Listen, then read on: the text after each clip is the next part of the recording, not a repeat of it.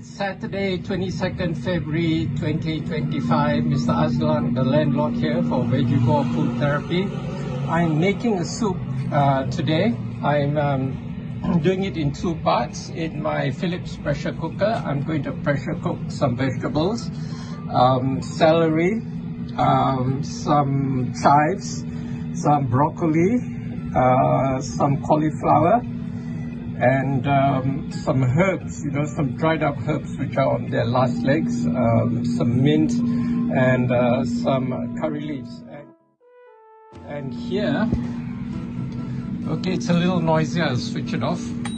In my Philips pressure cooker, I'm air frying 3 onions, 3 tomatoes, roasting them actually, 2 red capsicum, well, 1 red capsicum, 1 green capsicum. When I bought them at Siggy Fresh, they came in a packet and I thought they were 2 red capsicums.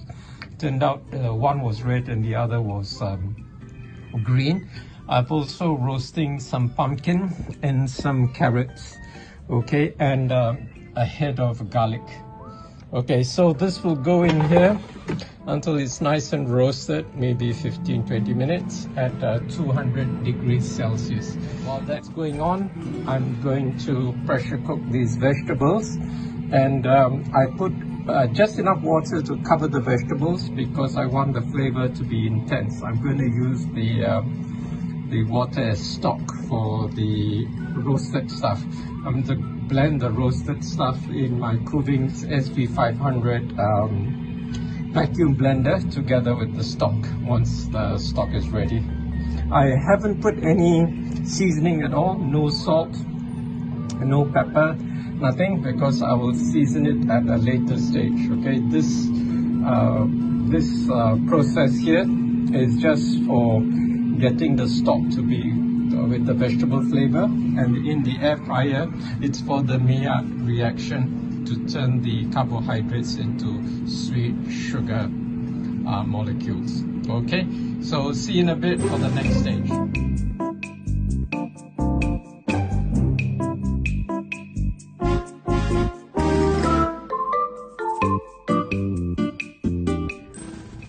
Okay, this is it, the final product, my roasted vegetable soup.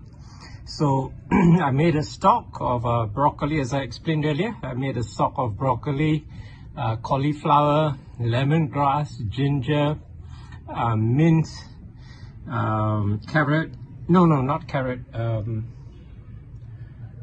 celery, okay, and then I roasted carrot, pumpkin, capsicum, onion, garlic, and the roasted items were blended with a little bit of the stock and a teaspoon of lecithin and lashing of balsamic vinegar, and for seasoning I put some teaspoons of my dried herbs, some teaspoons of my super seaweed, and half a teaspoon of my chaat masala.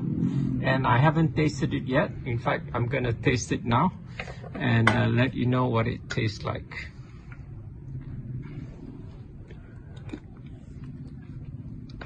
Oh my god, it's so good, it's so intense, and I made a lot actually. I made a whole pot, so anybody would like some, you do come over within the next hour or two and then you can have some. Okay, so I'm so happy. I blended it in my KUVINGS SV500, and the secret to make it creamy is to put some nuts. So I had some assorted mixed nuts with pumpkin seeds and pistachios, and also happen to have some goji berries inside.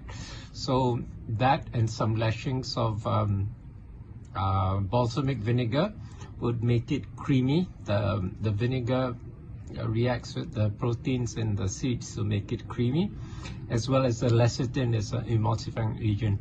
Okay, this is so good. I wish I bought some sourdough bread or some baguettes to toast and eat it with the soup.